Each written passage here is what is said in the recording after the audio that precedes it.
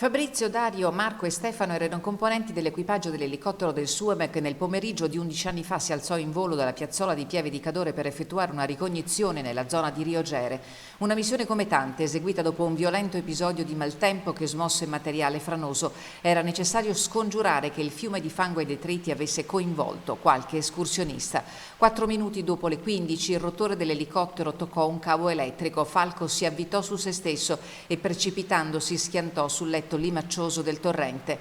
Nulla fu più come prima dopo quel 22 agosto che ogni anno si ricorda con rinnovata commozione. Questo sicuramente ha un suo sapore particolare, di tristezza e di dolore, anche perché sono delle persone che cercavano di andare a aiutare chi aveva bisogno. Furono gli stessi uomini del soccorso alpino a recuperare i corpi dei loro sfortunati compagni di viaggio che nel pomeriggio sono stati ricordati con una messa in suffragio nella Basilica Minore di Cortina.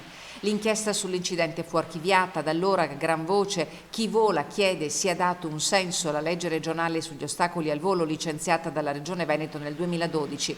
In Parlamento giacciono 3 progetti di legge indirizzati a risolvere le criticità segnalate dal soccorso alpino dell'UNCEM e la necessità di una norma certa non è più procrastinabile, dice il presidente della provincia Roberto Padrin. È arrivata una proposta per cercare appunto di segnalare quelle che sono un po', come è accaduto purtroppo in quel drammatico 22 agosto del 2009, la mancanza anche di una particolare segnalazione di pericolo e di cavi per coloro i quali appunto effettuano dei voli in situazioni di maltempo, di notte, quindi magari dove c'è una maggior probabilità che possano accadere degli incidenti.